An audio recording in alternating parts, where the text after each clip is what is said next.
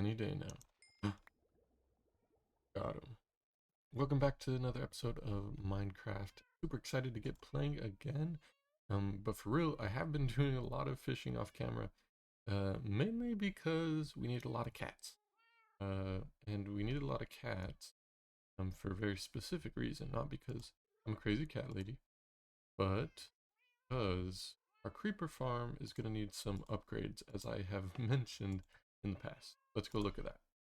Okay, yeah, so I'm here at our creeper farm, the Big Boom, and as you can see behind me, we're starting to get some creeper blast in the farm, which is a very poor thing for us because it means that we get other types of mobs in there because some of the buttons and trapdoors are exploded, and that results in more explosion.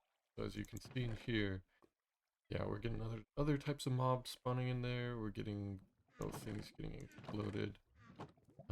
But I'm just kind of letting it run down until it's at a state where it's not doing so well. And then at that point, it'll pretty much be ready for a revamp. Where instead of the snow golems, I'm probably going to put in cats to scare away the creepers and then they run off an edge. That's probably the better way to do it in the first place, but I wanted to try it with snow golems first, as I had mentioned before. And yeah, so that will be good for us once that happens. But for now, we're still actually getting not too bad rates. We weren't getting great in the first place. I still need to light up caves and whatnot, but it's going pretty well here. And yeah, as you can see, we're getting, several stacks of gunpowder, which is plenty for us at the moment. Once we make a tree farm, we're going to be going through that stuff crazy. And while we're down here, you may have noticed this. Yeah, I built some moss farms in our world.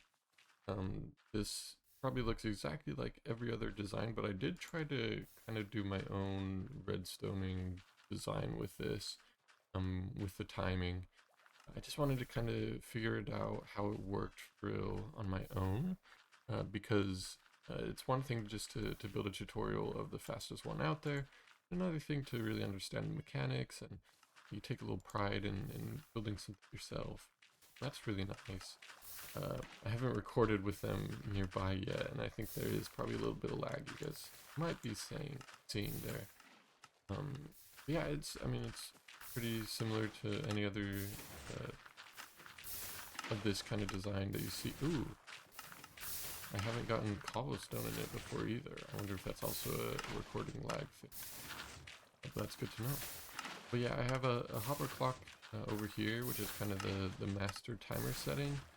And then, yeah, just with different repeaters, we have the water system, pistons, making stone, and then the bone meal and the moss clearer system up here. And it works pretty well, but definitely not anywhere near the rates of like the most optimized. I think the best ones are claiming like 1800 per hour. We're not getting quite that, but definitely getting enough for good use. So I have 3 of these here. So it's kind of nice where it stacks in between very, very snugly. So this is 1, 2, and then 3 above. And I'll probably build more. However, that might mean I can't record in here anymore. So I might need to cover them up, but we'll see. Or what I really need to do is get a better computer, but that's for the distant future. There is one bug, I guess, in my system. I'm not sure what it is, something with maybe the timing of the water with the piston. Every once in a while, when one of these moss blocks is broken, the broken blocks will get pushed, for a split second there's a gap there that the piston is pushing, and one of these blocks will fall down and get squished into this place here. So I have a hopper here for now to try to pick it up, and it's not a major leak. These have been running for a long time, which is why I had a whole stack of them, but it's still like pretty annoying to have that. But anyways. And it's only on this side, which is why I think it's a piston water dispenser timing issue. And that's the same with all of these actually, just on this side. So yeah, something with my design and the timing there. So if you have any suggestions, let me know. But honestly, there's not enough moss getting leaked that it's a big issue. If it was a major issue, I'd maybe look into changing the timing, but I'm not really worried about it. And yeah. And honestly, yeah, I usually don't even go through and clean it up like I just did. But it can be nice, a little extra. And at the same time though, it is kind of nice to automatically just be getting, you know, passively some of the different items that get produced in this farm. Um, Alexandra, look at her scooting around. Did she stay like that? Hold up. I think it glitched where it registered like me. No. Okay, now she's actually sat down. That was hilarious. She's scooting on her bum. She's such a little rascal, always getting in our way. Okay, what was I saying? Alexandra, you distracted me. Yeah, it's nice to get the different items that are produced, because I can make one where I shut off these hoppers here, but I'd rather not do that because the bone meal is more valuable. But we shall see if I end up doing that or not. Yeah, those are the bone meal farms. I will probably, honestly, make a few more of my design and then try out some more optimized designs on this other side of the pathway. Oh, there goes my last mud. The other side of this pathway. And yeah, see how that works, compare the two with rates, and hopefully get some more bone meal. Yeah, those are the bone meal farms. And I guess actually while we're down here, I did also make a cactus farm right over here. Just a little, my bad, my bad. I'm good at parkour, I promise. Little cactus farm. Your regular design where they grow, and since they're next to this post here, they automatically pop off and then get in the water and go down. And you can see down here, I've got all the cactus, quite a few stacks already, and it's an inadvertent slime farm a little bit also. Not very many. It's been running for a long time. I've been in this area, and yeah, no, not very many slimes. But I thought that was pretty funny. Yeah, and we need cactus for the design of the tree farm that we will eventually make that I showed you last time in our creative world that we designed. Let me go take a look at that.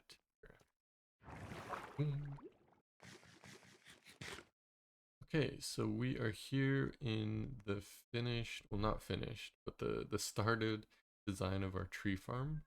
And yeah, so this is kind of what I showed last time with this big wall of the arch, kind of like the Lord of the Rings, um, Mines of Moria door design here with tree kind of, or some kind of sprout, I don't know, coming up. So that's what we needed the cactus for, was the green dye for the green concrete. And yeah, my question last time, which I didn't get any good answers to, come on guys, was what to put in these other three sides. Probably some different designs. I was thinking maybe a cactus and a flower or whatnot, maybe bamboo. Or should I just do like, you know, just little tendrils and other random stuff? I don't know. I hadn't gotten around to it. I would have probably already built them, but I hadn't thought about it. I just realized, is that a stair? I didn't notice that. I think I have a stair block there. Anyways, oh yeah, I have a few, I guess. I didn't realize I did that. Yeah, I started on some of the kind of texturing here with a background. Didn't get very far, as you can see, but that's the plan for these other walls as well. Let me know what your thoughts on that is. Well, I added in these, I forget what kind of blocks those are. These are the chiseled deep slate. I'm not sold on them. They're a very different texture than everything else. which is to say something because look at this. This is a completely different texture than that. But for some reason, I like it better. My eyes are like, okay, yeah. Then this one, it really stands out.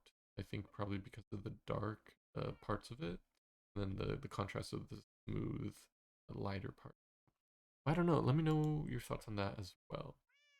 Yeah, that's our tree farm. And then speaking of building, we have been making some progress on what will eventually be the entrance to our storage. So look at this guy. Yeah, so I kind of mentioned this before. We kind of wanted some kind of Viking longhouse. I got a little lost in the sauce while I was making it. So kind of lost that Viking inspiration. Yeah, this is kind of the house longhouse design that I'm going for kind of the top to our storage system we're gonna have. And yeah, so just lots of wood, base on the bottom and this top layer.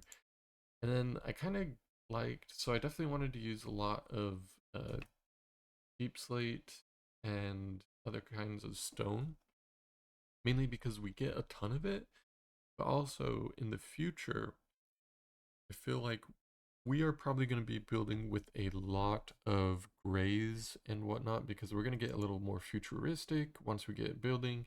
Because, you know, a civilization, once they get settled down, they start getting technology, they start getting all this kind of stuff. So we're going to need laboratories and we're going to need rocket silos and we're going to need, you know, mine ore processing units and yeah, all that good stuff.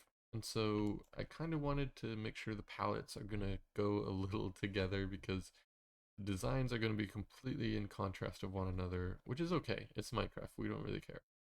But it is nice to kind of have some kind of flowingness between the the different builds. If flowingness, I don't know if that's a word.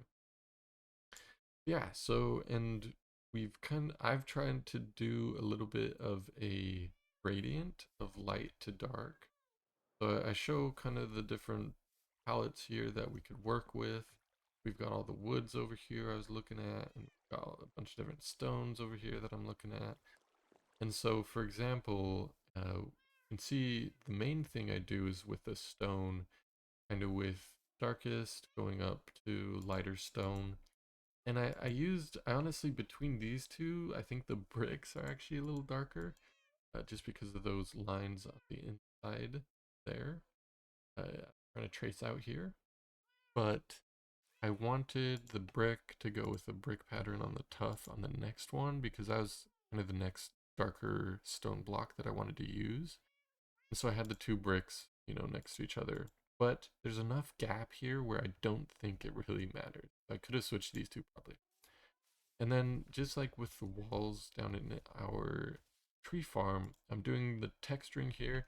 And I'm adding in like slabs and fences and whatnot in different places. And actually, I kind of like the look of it. I like it a lot better than this over here.